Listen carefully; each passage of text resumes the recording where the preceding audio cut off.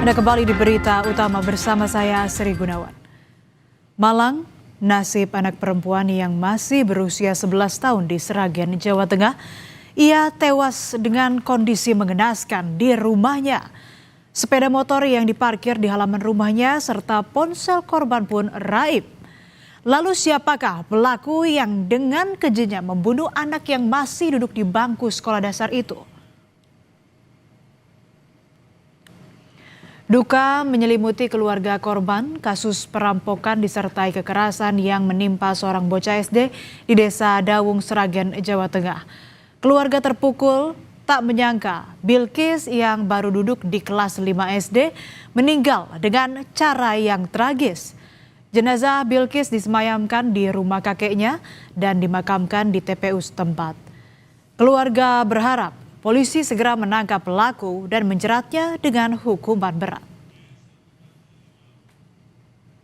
Pokoknya ya segera bisa mengungkap kasus ini, dan itu kan istilahnya pelakuannya kan pembunuhan secara sadis. Seandainya nanti pelaku udah ketemu, hukum seberat-beratnya atau utang nyawa baru nyawa ngoten. Karena sudah sadis sekali, Pak. Sadis sekali, Pak.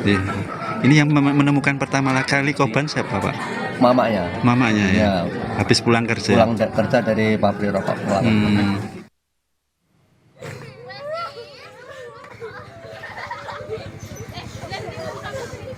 Tangis teman sekolah korban pecah saat sampai di rumah duka kediaman kakek korban di Duku Prayunan, Desa Dawung, Sragen, Jawa Tengah.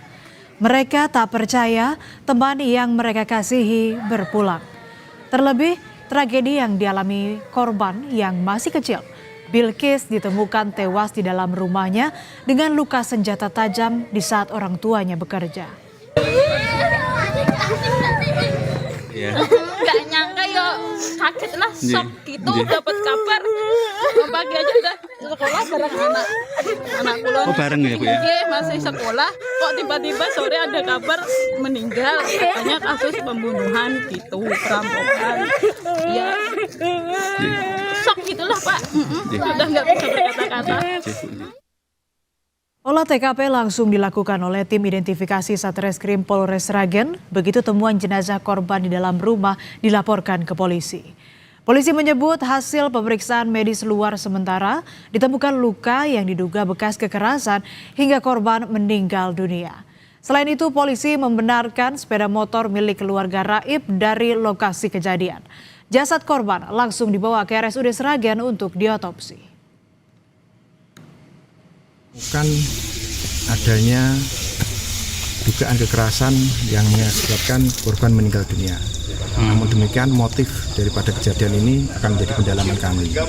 Jelas ada barang yang hilang, namun demikian masih kita rekap, dan untuk barang-barang yang hilang belum kita bisa informasikan kepada media. Suara itu menjadi kenangan tak terlupakan bagi Dewi, ibu korban. Pulang bekerja dari pabrik, berharap bertemu putri semata wayangnya untuk melepas rindu dan penat, malah kenyataan pahit yang harus diterima. Dari luar tak ada tanda-tanda yang mencurigakan.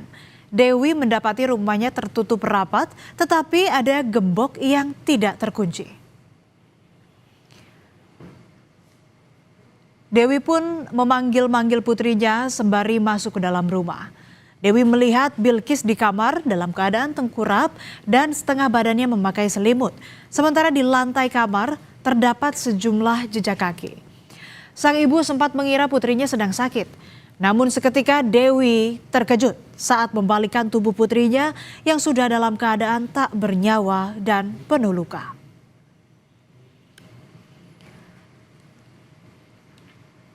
Melihat kondisi Bilkis yang mengenaskan, ibunya berteriak histeris. Ia pun berlari keluar rumah mencari pertolongan, dan warga yang mendengar teriakan Dewi berdatangan ke rumah korban. Insiden itu pun langsung dilaporkan ke polisi. Ibu korban mengungkap sempat merasa gelisah tak bisa tidur sehari sebelum kejadian naas yang merenggut nyawa putrinya. Tuh malamnya aku pirasat kok badan aku tidur di kasur kok kayak gini, nggak enak, gelisah. Kenapa tuh aku kemana mama anakku, ibu kok badannya gelisah, rasanya kok ngene begitu, rasanya kok gak penak aku nih. Tadi pengecekan tadi yang hilang apa aja selain motor? HP. HP. Iya. Berarti sepeda motor Honda Vario sama HP. HP mereknya apa? HP-nya anakku, Oppo. Oppo. Harapan mudah-mudahan cepat ketemu Pelakunya Bu ya. pelakunya. Kalau Bilkis itu pernah cerita apa Nggak terakhir? pernah cerita apa-apa sama saya. Paling cerita mengenai sekolah. Meninggalnya Bilkis Rajiansyah, korban dugaan perampokan disertai pembunuhan yang baru berusia 11 tahun, tak hanya menyisakan duka bagi keluarga dan teman sekolah, tetapi juga meninggalkan kesan mendalam bagi para tetangga. Bilkis dikenang warga sekitar sebagai pribadi yang baik dan akrab dengan tetangga. Keluarga korban belum setahun tinggal di Dukuh Bromo Asri. Sehari-hari Bilkis kerap tinggal sendiri di rumah hingga sore karena ayah dan ibunya bekerja. Yo ramah, yo baik lah Pak, maksudnya sama orang tua pun juga ramah, mau menyapa kayak gitu, itu nggak ada kayak gimana ya Pak, nggak ada gaji, Nggak nyangka Bu ya. nggak nyangka sama sekali Pak, sebelumnya belum ada kejadian kayak gitu, kok tiba-tiba banget. Sendiri kalau pulang ke sekolah, kalau nggak les ya di rumah sendiri gitu. Nanyakan anak saya, no, bude, no. April di mana? No, di rumah. No. Saya ajak jajan ya iya, tapi jajan ya sebentar ya iya gitu. Sering jajan anak kulon itu. Oh, sering mentraktir ya berarti ya? Iya, Oh. karena baik tuh itu. Iya. Olah TKP lanjutan dilakukan. Polisi menyebut sudah 7 saksi diperiksa. Dari TKP ditemukan jejak terduga pelaku yang masih terus didalami.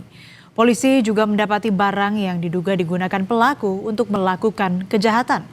Namun hingga kini pelaku belum ditangkap. Olah TKP ini yang kita dapatkan apa? Di antaranya kita memang sudah mendapatkan barang yang diduga sebagai alat untuk melakukan kejahatan. Yang kedua, jejak yang berkaitan dengan peristiwa yang dimungkinkan sebagai jejak pelaku. Untuk saksi yang sudah kita periksa lebih dari 7 dan insya Allah hari ini juga berkembang. Tak ada kejahatan yang sempurna. Kita tunggu penyelidikan polisi dalam menguak siapa pelaku perampokan yang disertai pembunuhan yang menyebabkan siswi kelas 5 SD meninggal dunia. Tidak seharusnya anak mendapatkan kekerasan yang berujung kematian. Ini tindakan yang sangat keji yang harus segera ditangkap pelakunya.